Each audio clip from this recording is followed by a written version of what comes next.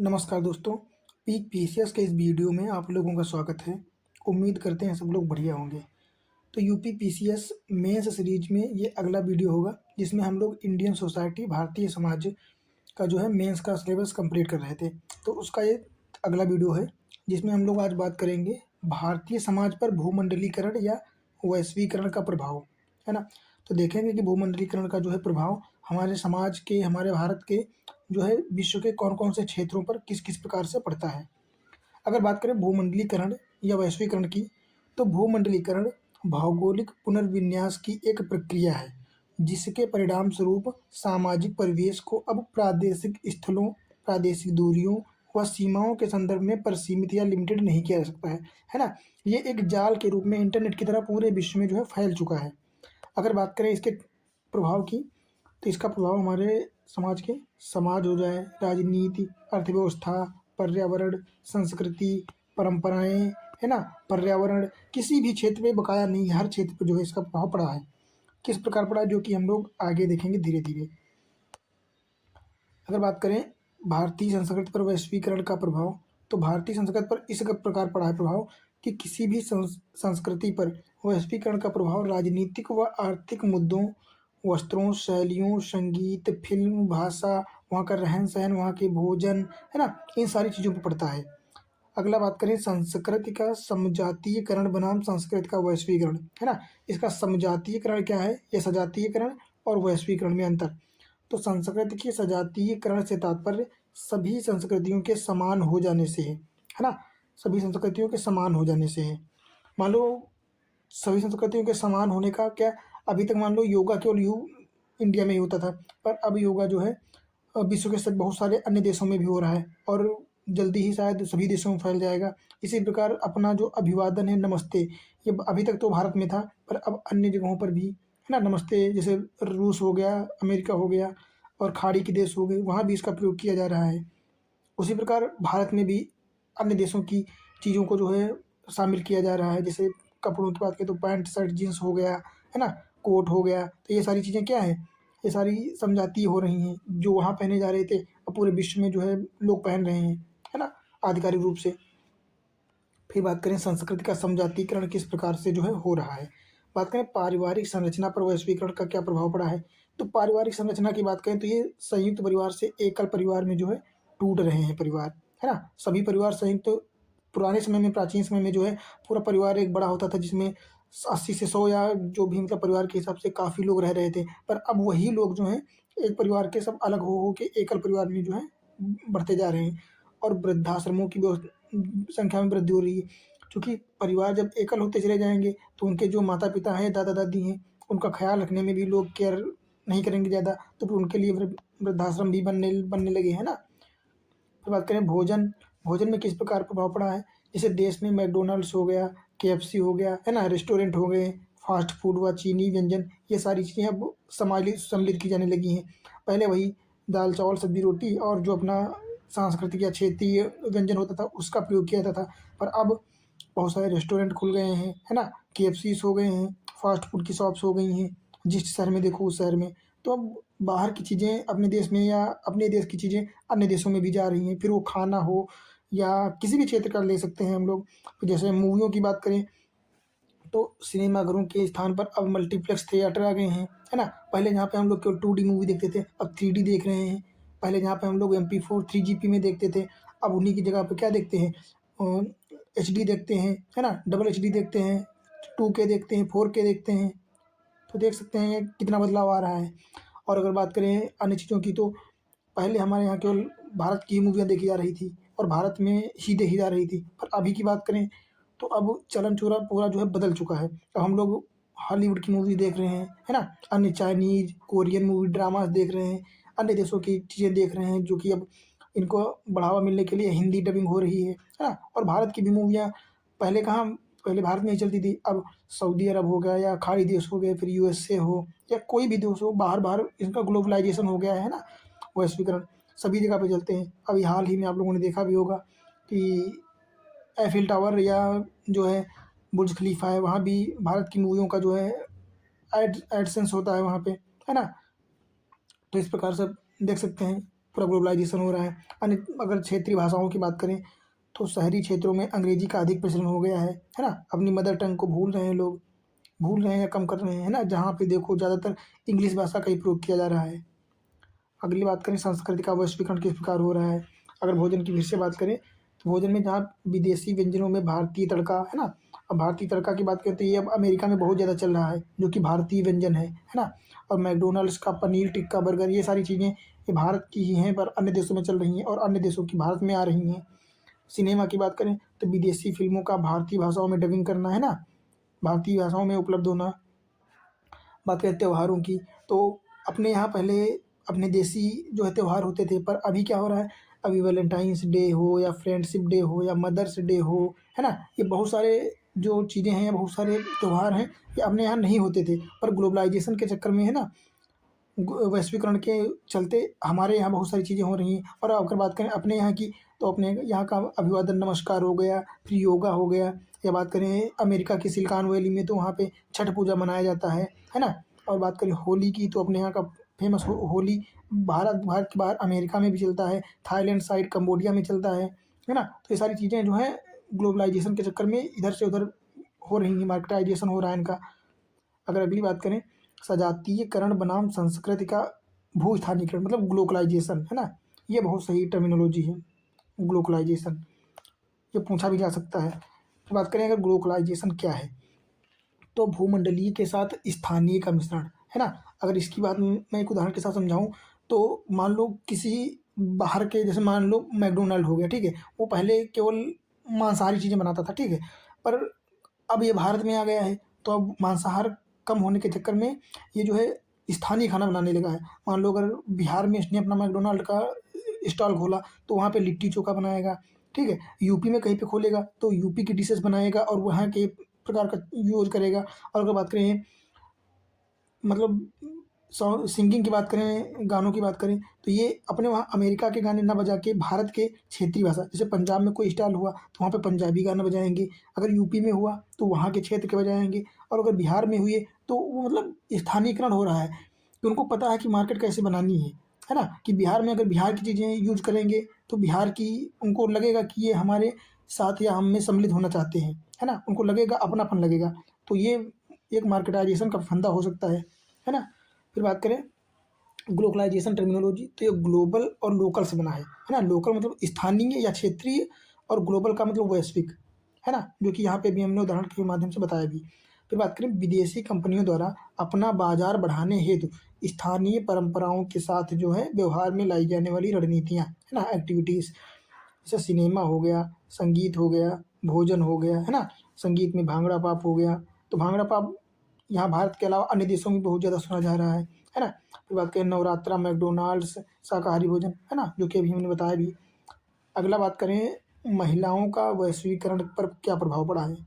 तो देख सकते हैं महिलाओं हो या किसी भी क्षेत्र पर हो, जहाँ पर किसी चीज़ का प्रभाव पड़ता है ना, तो केवल एक प्रभाव नहीं पड़ता है कि पॉजिटिव पड़ा या नेगेटिव पड़ा, वहाँ पे दोनों प्रकार के प्रभाव पड़ते हैं। एक तो सकारात्मक प्रभाव हो सकते हैं और नकारात्मक भी कुछ प्रभाव हो सकते हैं, है ना? क्योंकि 100% कोई भी ट्रुथली हो नहीं सकता कि सब सही है या एकदम गलत ही है। तो वहाँ पे कुछ अच्छे भी प्रभाव पड़ते हैं और कुछ बुरे भी उसके निष्कर्ष निकलते हैं। तो हम लोग देख लेते हैं। तो महिलाओं पर किस प्रकार पड़ा है वैश्वीकरण का प्रभाव? बात करें अधिकार, स्वतंत्रता व न्याय के प्रति जागरूक हुए हैं। चूँकि अभी की बात करें तो पहले प्राचीन समय में महिलाओं को जो है शिक्षा के क्षेत्र में आगे बढ़ने के लिए उतने अधिकार नहीं होते थे, है ना? उनको शिक्षा नहीं प्रदान करी जाती थी। पर वर्तमान की बात करें तो बालकों के समान बालिकाओं मतलब महिलाओं को भी समान अवसर दिए जाते हैं फिर स्वच्छ शिक्षा के लिए। तो जब शिक्षा प्राप्त करेंगे तो उनको जॉब मिलेगी, है ना? तो स्वतंत्र तो होंगे ही, साथ में जागरूक भी होंगे और सेल्फ इंडिपेंडेंट भी होंगे, है ना? जैसे महिला सशक्तिकरण हो गया, तो महिला सशक्तिकरण के लिए सरकार ने बहुत सारे उपाय अपनाए हैं कि शिक्षा को बढ़ावा दिया है ना? महिलाओं को आरक्षण भी दिया है, लड़कियों को पढ़ने के लिए फ्री कोचिंग से इंस्टॉल किए गए हैं, है ना? कौशल हो गया, तकनीकी विकास हुआ है, किसके कारण? महिला वैश्वीकरण के कारण। क्योंकि वैश्वीकरण जब हुआ है, तो बाहर की चीज़ें भारत में आई हैं, तो भारतीय लोगों ने उन चीज़ों को देखा, फिर उनको लगा कि हाँ, बिल्कुल हम लोग भी ऐसा कर सकते हैं, है ना? और क्या हुआ? निर्णय प्रक्रिया में बढ़ता प्रभाव, जैसे शिक्षा, शादी, बच्चे। अब लोग जब शिक्षित होंगे तो उनको पता होगा, उनके अपने बच्चों को अच्छी शिक्षा देंगे, है ना? स्वास्थ्य का अच्छा ख़्याल रख पाएँगे, इससे रोज़गार भी सही से मिलेगा, अच्छा मिलेगा। और बात करें वैश्विक मंचों तक पहुँच, है ना? जैसे विचार हो गया, अभिव्यक्ति हो गया, कला हो गया, इन क्षेत्रों में आगे बढ़ रही हैं। अब मान लो अभी पहले के समय में महिलाओं को उतने अधिकार नहीं होते थे, घर के बाहर निकलने के अधिकार नहीं होते थे, पर वर्तमान में महिलाएँ पुरुषों के समान एकदम बढ़िया से बाहर निकल सकती हैं, रोज़गार कर सकती हैं। और वर्तमान समय की बात करें तो बहुत सारे एमपीज़ और एमएलए भी महिलाएँ हैं, जो कि बहुत बड़ी चीज़ है। बहुत सारे आईएएस हैं, बहुत सारी आईपीएस महिलाएँ भी हैं, है ना? बहुत सारी फॉरेन सर्विस में हैं, तो ये बहुत बड़ी चीज़ है ना? ये एक पॉजिटिव प्रभाव पड़ा है। अन्य की बात करें तो रहन-सहन व जीवन स्तर में बदलाव तो आ ही जाता है, क्षेत्र के हिसाब से, है ना? और शिक्षा प्राप्त करने के बाद जागरूकता होने से नारीवादी आंदोलन भी चलते हैं, है ना? जहाँ पे किसी प्रकार की असमानता देखने को मिलती है। फिर बात करें सिंगल मदर, अंतरजातीय विवाह, है ना? सिंगल मदर मतलब दोनों लोगों का कंट्रीब्यूशन ना होना, केवल एक ही लोग का, है ना? और अंतरजातीय विवाह भी हो रहे हैं। पहले जहाँ पे लोग समजाति विवाह करते थे, पर अब सक्सेस को ज़्यादा देखते हैं, है ना? कौन सफल है, कौन कितने पैसे कमा रहा है, कौन किसके लायक है, तो अपने हिसाब से मनपसंद शादियाँ हो रही हैं, है ना? फिर वो जात धर्म को बिना देखे। पर इसका वैश्वीकरण का बहुत सारा नकारात्मक प्रभाव भी पड़ा है। कैसे पड़ा है देख लेते हैं। एकल परिवार बढ़ रहे हैं, चूँकि एकल परिवार इसलिए बढ़ रहे हैं क्योंकि महिलाएँ शिक्षित हो रही हैं, जागरूक हो रही हैं, है ना? वो भी पुरुषों की तरह काम करना चाहती हैं, पर उनके परिवार वाले जो कि अभी परंपरागत पूरी तरह से बदल नहीं पाए हैं, है ना? तो वो चाहते हैं कि जॉब ना करें, तो फिर मजबूरी है, तो इस प्रकार से जो है उनको अलग रह के अपना अपने हिसाब से अपने मनपसंद काम करना होता है, तो फिर एकल परिवार बढ़ते जा रहे हैं। बात करें तलाक वृद्धि, चूँकि महिलाएँ भी अब जागरूक हो गई हैं और किसी भी प्रकार की घरेलू हिंसा हो या किसी भी प्रकार के ये जो हिंसाएँ होती हैं, महिलाएँ अब झेल नहीं सकती, और झेलें भी क्यों भाई, समानता तो वही है। तो विवाह संस्था को भी अब खतरा हो रहा है ना? पहले जहाँ पे पति को परमेश्वर समझ के ठीक है पूरी ज़िंदगी गुज़ार लेती थी महिलाएँ, पर वर्तमान की बात करें तो पर सिनेरियो बदल चुका है। वो जागरूक हैं, उनको पता है कि उनके लिए कौन ठीक है, कौन ठीक नहीं है ना? तो इससे तलाक में वृद्धि भी हुई है। फिर बात करें रोज़गारों को खतरा भी हो रहा है, स्थानीय कुटीर हो गए, उद्योगों को नुकसान, क्योंकि इतनी सारी इंडस्ट्रीज़ हो रही हैं, है ना? और 1991 के बाद एलपीजी रिफॉर्म्स के बाद जो है भारत में अन्य देशों की कंपनियाँ भी आके खुल रही हैं, तो जो स्थानीय कार्य होती थी, स्थानीय शिल्प होती थी, है ना? कुटीर उद्योग को ले लें या कुछ भी ले लें, स्थानीय शिल्प, तो ये सारे काम अब फैक्ट्रियों में बड़े लेवल पे हो रहे हैं, तो उनके आगे ये जो स्थानीय उद्योग हैं ये अब बर्बाद होते जा रहे हैं, ख़त्म होते जा रहे हैं, जिससे गरीब लोगों या मिडिल क्लास फैमिली के रोज़गारों को भी नुकसान हो रहा है? और महिलाओं की दोहरी ज़िम्मेदारी हो रही है। अगर बात करें दोहरी ज़िम्मेदारी कैसी हो रही है, तो दोहरी ज़िम्मेदारी की महिलाओं की बात करें, तो महिलाएँ पहला तो अपना जॉब करती हैं, है ना? सेल्फ इंडिपेंडेंट है, तो जॉब करती हैं, फिर जॉब करने के बाद घर आती हैं, खाना भी वही बनाती हैं, बच्चों की देखभाल भी वही करती हैं, बुजुर्गों की भी देखभाल वही करती हैं, तो वो इनके पास डबल काम हो जाता है ना? जॉब तो करती ही हैं, साथ में अपना घर भी देखना है, तो ये दोहरी भूमिका निभाती हैं। फिर बात करें कार्यस्थल पर शोषण, चूँकि इतना ग्लोबलाइज़ेशन हो चुका है ना? कि इनका कार्यस्थलों पर शोषण भी होता है ना? मान लो इतने सारे जगह-जगह पे कैमराज़ लगे हुए हैं और इस प्रकार जो है इनके शोषण की जो वो है वो भी थोड़ा वल्नरेबिलिटी बढ़ रही है ना? फिर बात करें सोशल मीडिया की बात करें, तो महिलाओं के विरुद्ध हिंसा हो रही है ना? अगला बात करें महिलाओं का उपभोक्तावादी संस्कृति, चूँकि वर्तमान का समय ऐसा है कि बाहर की चीज़ें अब आसानी से उपलब्ध हो जा रही हैं, जैसे यूट्यूब हो गया, है ना? या कोई भी Instagram, Facebook, social media platform. तो अब महिलाओं को सांस्कृतिक रूप से जो है, पहले जो है एक अच्छी भावना से देखा जाता था, पर वर्तमान की बात करें तो शार्ट कपड़े हो गए या कुछ भी हो गया, ये उपभोक्तावादी संस्कृति को बढ़ावा दे रहे हैं, है ना? कि महिलाओं को एक सामान की तरह समझना, ना कि उनको मूल्यवादी या उनको अपनी समान समझना, उनको एक सामान के रूप में जो है समझा जा रहा है वर्तमान की बात करें तो। तो इस प्रकार ग्लोबलाइज़ेशन के जो हैं ये नेगेटिव एस्पेक्ट भी हैं और इधर पॉजिटिव एस्पेक्ट भी हैं। फिर बात करें भारत के युवाओं पर जो है वैश्वीकरण का प्रभाव किस प्रकार पड़ा है और क्या-क्या पड़ा है? तो हर जगह पे पड़ा है, तो यहाँ भी पड़ा है, देख लेते हैं। बात करें सकारात्मक प्रभाव की, तो देख लेते हैं। गुणवत्तापूर्ण शिक्षा, उच्च वेतन वाली नौकरियाँ व स्टार्टअप्स, ठीक है। गुणवत्ता की शिक्षा तो प्राप्त ही हो रही है, क्योंकि यूट्यूब पे अगर मान लो आपको इंजीनियरिंग की तैयारी करनी है, ठीक है? तो अगर आपको बुकें नहीं उपलब्ध हैं, तो वर्तमान की बात करें तो चैट जीपीटी हो गया, है ना? डीपसीक हो गया और बहुत सारे गूगल भी हैं और बहुत सारे कोर्सेज़ यूट्यूब पे भी मिल जाते हैं। तो उतनी समस्याएँ नहीं है कि उच्च और गुणवत्तापूर्ण शिक्षा प्राप्त करके अपना जो है स्टार्टअप कर सकते हैं, आसानी हुई है इसमें। पश्चिमी व भारतीय मूल्यों का मिश्रण हुआ है, जिससे लोगों को जागरूकता और ज़्यादा मिल रही है ना? भौतिकवादी महत्वाकांक्षाओं में वृद्धि हो रही है, ठीक है। पर इसके कुछ नेगेटिव एस्पेक्ट भी हैं, क्या होंगे? युवाओं जो है युवा विदेशों की ओर पलायन कर रहे हैं, इससे शिक्षा और नौकरी के लिए, है ना? इससे पलायन बढ़ रहा है, प्रवास बढ़ रहा है। की बात करें परंपरागत भारतीय मूल्यों व रहन-सहन का त्याग हो रहा है, क्योंकि एकल परिवार में वृद्धि हो रही है ना? और बात करें तो वर्तमान में अब जो है शादी को एक शादी ना मान के एक दोस्त, एक साथी के रूप में माना जा रहा है। तो खैर ये तो ठीक चीज़ है ना? अपने हिसाब से। फिर बात करें एकाकी प्रवृत्ति। एकाकी प्रवृत्ति का मतलब जब लोग बाहर चले जाएँगे काम करने तो उनके घर वाले अकेले रह जाएँगे घर पे, है ना? तो बुजुर्गों के लिए समस्या तो होगी ही, है ना? उनको समय नहीं दे पाएँगे, उनके साथ समय व्यतीत नहीं कर पाएँगे। अगर आपको याद हो तो पहले के समय देख सकते हैं कि पूरा परिवार शाम को एक साथ बैठ के खाना खाता था। सुबह उठते थे, साथ में खेत जाते थे, काम करते थे। पर वो अब वो सारी चीज़ें खत्म हो चुकी हैं, है ना? और अवसाद और आत्महत्या, ये भी इसी का एक बड़ा रूप हो सकता है, चूँकि अब कोई है नहीं, किसी से आप बातें कर नहीं सकते हो। डिजिटल वर्क इतना आ गया है कि मोस्टली लोग अपना ज़्यादा से ज़्यादा समय मोबाइल फ़ोन्स पे दे रहे हैं, कंप्यूटर्स पे दे रहे हैं, लैपटॉप पे दे रहे हैं, है ना? इससे जो है खेल की बात करें तो पबजी हो गया, फ्री फायर हो गया, ऐसे बहुत सारे ऑनलाइन गेम्स आ गए हैं जिसके चक्कर में अपने दोस्तों को भूलते जा रहे हैं लोग, है ना? ऑनलाइन मोड ओपन होता जा रहा है, तो इसके नेगेटिव एस्पेक्ट भी हैं। फिर बात करते हैं परिवारों पर वैश्वीकरण का क्या प्रभाव पड़ा है ना? जो कि हम लोग पहले ही बात कर चुके हैं।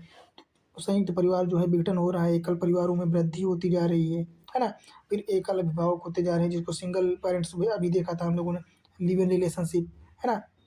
शादी से पहले ही पति और पत्नी अपने जीवन साथी के रूप में एक साथ रहते हैं, है ना? महिला मुखिया वर्तमान में मातृ सत्तात्मकता को भी बढ़ावा मिल रहा है कि कहीं न कहीं। बात करें भौतिक दूरियाँ बढ़ रही हैं, क्योंकि पारिवारिक संबंध कमज़ोर होते जा रहे हैं, है ना? महिलाएँ जागरूक हो रही हैं, घरेलू हिंसा देख नहीं सकती या किसी भी प्रकार की पति की धौंस देख नहीं सकती, क्योंकि वो भी सेल्फ इंडिपेंडेंट है, इकोनॉमिक रूप से डेवलप हो चुकी हैं, है ना? फिर बात करें बच्चों और बुजुर्गों की देखभाल में कमी होती जा रही है, क्योंकि एकल परिवार में वृद्धि होती जा रही है ना? ये दोनों एक-दूसरे के पूरक हो जाएँगे। फिर बात करें मैट्रिमोनी साइटों से जीवन साथी की तलाश, है ना? पहले जो है घर परिवार वाले शादी देखते थे, पर वर्तमान में लोग मैट्रिमोनी हो गया, शादी डॉट कॉम हो गया, है ना? तो ऐसी वेबसाइटों पे जाके शादी की बात करते हैं, या सोशल मीडिया हो गया, वहाँ पे अपना जीवन साथी तलाशते हैं, अपनी विशेषताओं, खूबियों को देखते हुए, है ना? तो इनसे भी विवाह विच्छेद तो होंगे ही, ज़ाहिर-सी बात है। अगला बात करें निर्णयों में महिलाओं व युवाओं की भागीदारी बढ़ रही है, जो कि एक अच्छी बात है। फिर बात करें युवा पीढ़ी, है ना? व्यक्तिगत व भौतिकतावादी हो रही है ना? ये तो खैर ही है। पहले जहाँ पे लोग सहायक के रूप में रहते थे, सहायता करते थे एक-दूसरे की, पर वर्तमान का समय जो है सेल्फिशनेस बढ़ती जा रही है ना? सब जो है मतलबी होते जा रहे हैं, काम से काम, बाकी ना बात ना चीत। और बात करें प्रौद्योगिकी की पहुँच, तो दूरस्थ रिश्तेदार से भी संपर्क सुधर जाता है ना? लोग एक एक जो एकाकीपन होता है ना, वो थोड़ा-सा दूर तो होता ही है। मान लो दूर होने के बावजूद भी वीडियो कॉल के माध्यम से घर परिवार से बात हो सकती है, चीज़ें देख सकते हैं, है ना? तो ये सारी चीज़ें आसान भी हुई हैं। बात करें जाति व्यवस्था पर इसका क्या प्रभाव पड़ा है? जाति प्रभाव पे शिक्षा जागरूकता होने के चक्कर में आर्थिक विकास, आर्थिक अवसर मिल रहे हैं लोगों को। शिक्षा का विकास हो रहा है, उदार विचार और जाति व्यवस्था कमज़ोर हो रही है ना? कमज़ोर किस प्रकार हो रही है? क्योंकि अब लोग जो है अंतरजातीय विवाह कर रहे हैं, है ना? तो अब जाति व्यवस्था कमज़ोर हो रही है थोड़ी-थोड़ी। बात करें जाति आधारित कार्यप्रणाली में भी सुधार हो रहा है। संचार व समन्वय, जातिवाद की भावना कमज़ोर हो रही है।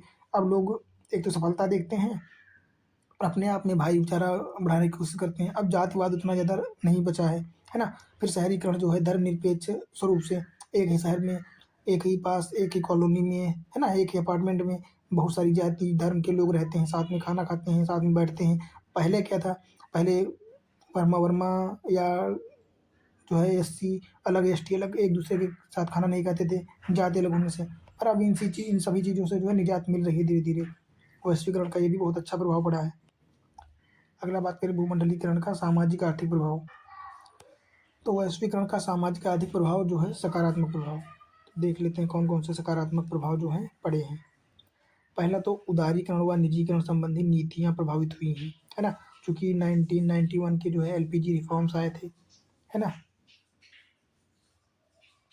1991 एलपीजी रिफॉर्म्स मतलब लिबरलाइज़ेशन, प्राइवेटाइज़ेशन और ग्लोबलाइज़ेशन, है ना? लिबरलाइज़ेशन मतलब उदारीकरण, प्राइवेटाइज़ेशन मतलब निजीकरण या प्राइवेटीकरण, और ग्लोबलाइज़ेशन मतलब भूमंडलीकरण या वैश्वीकरण।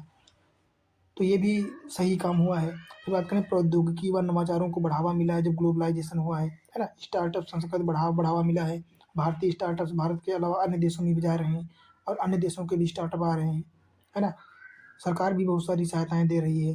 अंतर्राष्ट्रीय ऋण वैश्विक पूंजीगत संसाधनों तक पहुँच बढ़ रही है। आरक्षित उद्योगों में भी कमी आ रही है, चूँकि पहले जो है बहुत सारे 1991 के पहले बहुत सारे जो ऐसे उद्योग थे, जो केवल सरकारी क्षेत्र के पास ही थे, पर अब उनको प्राइवेट करके जो है लोगों को दिया जा रहा है, जिससे उद्योग धंधों में वृद्धि हो रही है ना? बात करें पर्यटन को बढ़ावा मिल रहा है, विदेशी मुद्रा भंडार भी बढ़ रहा है अपने देश का, है ना? काहे के लिए? ये भूमंडलीकरण हो जाने के बाद। फिर बात करें उद्योगों में विनिवेश भी हो रहा है, दक्षता व योग्यता में वृद्धि हो रही है। विनिवेश से तात्पर्य ये होता है कि अपनी जो कैपिटल है उसको कम करना और प्राइवेटाइजेशन को बढ़ावा देना, है ना? विनिवेश करना। फिर बात करें नगरीकरण व औद्योगिकरण भी बढ़ रहा है, क्योंकि ग्लोबल क्षेत्र के हिसाब से देखा दुनी में भी इसका बहुत ज़्यादा प्रभाव पड़ रहा है। बात करें दूरसंचार हो गया, आईटी क्षेत्र हो गया, तकनीकी और प्रौद्योगिकी हो गया, है ना? रिसर्च एंड डेवलपमेंट हो गया, एआई हो गया, इन सभी क्षेत्रों को भी बढ़ावा मिल रहा है ना? अब ऐसा नहीं है कि भारत किसी क्षेत्र में पीछे है, भारत सभी क्षेत्रों में सबसे या अपने हिसाब से बहुत आगे जाता जा रहा है ना? अन्य देशों की अपेक्षा। फिर इसके कुछ नकारात्मक प्रभाव भी पड़े हैं। कौन-कौन से नकारात्मक प्रभाव हो जाएँगे? एक तो वैश्विक वित्तीय संकट हुआ है ना? मंदी व मुद्रास्फीति एक तरफ तो मंदी भी है, दूसरी तरफ मुद्रास्फीति हो जा रही है ना? रोज़गार में कमी आ रही है चूँकि जनसंख्या बढ़ती जा रही है। बात करें प्रतिष्ठित कंपनियाँ प्रतिस्पर्धा से प्रभावित हो रही हैं। बिल्कुल सही बात है, क्योंकि अब ग्लोबलाइज़ेशन हुआ है, तो यहाँ पे केवल भारत की कंपनियाँ ही नहीं, पूरे विश्व की कंपनियाँ एक साथ इकट्ठा होंगी, है ना? तो वहाँ पे प्रतिस्पर्धा बढ़ेगी। हालाँकि इसका दूरदर्शी क्षेत्र में लॉन्ग टर्म में इसका फ़ायदा ही होगा, पर अभी उतना कॉम्पिटिटिव नहीं हो पाई हैं कंपनियाँ, भारतीय कंपनियाँ, तो इनको प्रतिस्पर्धा बहुत ज़्यादा करनी पड़ेगी, है ना? वैश्विक संकट, युद्ध, आपात निर्यात, आयात-निर्यात प्रभावित होगा, ज़ाहिर-सी बात है। अब मान लो रसिया यूक्रेन वार के चक्कर में पूरे देश में गेहूँ या सूरजमुखी या फूड ऑयल जो हो गया, है ना?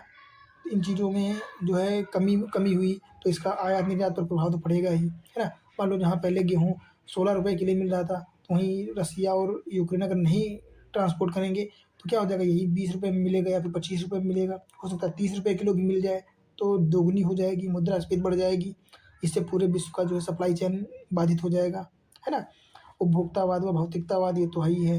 फिर बात करें बेरोज़गारी में भी वृद्धि हो रही है, चूँकि मशीनरी आ रही है, वर्तमान में एआई आ रहा है, तो टाइपिंग का काम खत्म होके एआई बोल के वॉइस के माध्यम से जो है कार्य कर रहा है। और भी क्षेत्रों में मशीनीकरण इतना हो गया है कि अब हर कंपनी वाले तो अपने रोबोट खुद जारी करवा रहे हैं, है ना? तो इससे रोज़गार में कमी तो आएगी, पर इसका फ़र्क ये भी पड़ेगा कि दक्ष कंपनियाँ होने से इन कंपनियों को चलाने के लिए रोज़गार पैदा भी होंगे, है ना? तो ज़रूरी नहीं है कि कम रोज़गार कम ही होंगे, रोज़गार एक तरफ कम भी होंगे तो दूसरी तरफ बढ़ भी जाएँगे। बस आपको अपने आप को अपडेट करते हुए जो है आधुनिकता को तो अपनाना ही होगा, है ना? अगर आपको नहीं आती हैं चीज़ें तो उनको सीखना पड़ेगा, फिर रोज़गार तो खैर बढ़ता ही चला जाएगा। फिर बात करें रोज़गारों पर इसका अन्य क्या प्रभाव पड़ा है, तो निवेश व नवाचार के चक्कर में रोज़गार तो प्रभावित ही हुए हैं, है ना? बात करें अनौपचारिक श्रम इकाइयों में वृद्धि, श्रमिकों को कम वेतन मिलता है क्योंकि अन्य देशों की तुलना उच्च शिक्षा व कुशल श्रमिक, है ना? विदेशों में पलायन कर जाते हैं, क्योंकि इनके मन मुताबिक यहाँ पे सैलरी नहीं मिल पाती। मान लो कोई आईआईटीएन है अपने भारत में, ठीक है? वही उसी काम को करने के लिए अमेरिका में अगर मान लो उसको 30 लाख का पैकेज मिला है एनम का, है ना? 30 लाख पर एनम, तो वही मिला है भारत में 5 लाख, 10 लाख, तो भाई क्यों रुकेगा यहाँ पे कोई? तो जाहिर सी बात है विदेश जाएगा। तो ये भी हो सकता है कि विदेशों में पलायन बढ़ रहा है ना? और जब विदेशों में पलायन हो रहा है, अपने यहाँ के अच्छे-अच्छे जो हैं लोग हैं, इंजीनियर्स हो गए, है ना? टेक्नोलॉजिस्ट हो गए, प्रोफ़ेसर्स हो गए, जिनके पास अच्छी जानकारी थी, कोर एरिया था, वो सब बाहर पलायन कर रहा है केवल पैसे के चलते। तो इसका खामियाज़ा तो निपटना झेलना ही पड़ेगा, है ना? तो उनके पास टेक्नोलॉजी भी विदेश में जाएगी, क्योंकि जो लोग हैं वो भारतीय ही हैं, पर उनको पैसे के लिए वो बाहर जाएँगे, ज़ाहिर-सी बात है। तो वो टेक्नोलॉजी भी बाहर चली जाएगी, है ना? प्रौद्योगिकी व तकनीकी सक्षम देशों में प्रवास हो रहा है, ज़ाहिर-सी बात है वो लोग पैसा दे ज़्यादा देंगे, है ना? फिर बात करें अवैध प्रवास व शरणार्थी स्थानीय रोज़गार प्रभावित करते हैं। मान लो रोहिंग्या शरणार्थी हो गए, है ना? रोहिंग्या म्यांमार के या बांग्लादेश के सीमा से लगे क्षेत्र, ये तो म्यांमार के आने वाले लोग जो है भारत में प्रवेश करेंगे, नागालैंड, मणिपुर, अरुणाचल प्रदेश, सिक्किम या इधर मेघालय, असम, इन क्षेत्रों में आएँगे, तो जनसंख्या बढ़ती ही जा रही है, पर रोज़गार कम होते जाएँगे, ज़ाहिर-सी बात है ना? और सेवा निर्यात में वृद्धि हो रही है, चूँकि बात करें तो भारत का सेवा निर्यात विश्व में सबसे ज़्यादा है ना? मतलब कहने का मतलब ये है कि भारतीय लोग जो है सेवा क्षेत्र में बाहर सबसे ज़्यादा काम करते हैं जनसंख्या के हिसाब से, है ना? जनसंख्या और परसेंटेज दोनों में ही। तो इस प्रकार जो है ये टॉपिक भारत में वैश्वीकरण वाला ख़त्म हो जाएगा, कंप्लीट हो जाता है। और कल हम लोग बात करेंगे क्षेत्रवाद, है ना, अगले वीडियो में रीजनलिज्म, क्षेत्रवाद क्या होता है। बाकी उम्मीद करते हैं ये वाली वीडियो आप लोगों को अच्छी लगी होगी। वीडियो अच्छी लगी हो तो प्लीज़ लाइक कर देना और सब्सक्राइब भी कर लेना चैनल को और शेयर भी कर देना। और फिर मिलते हैं अगली वीडियो में।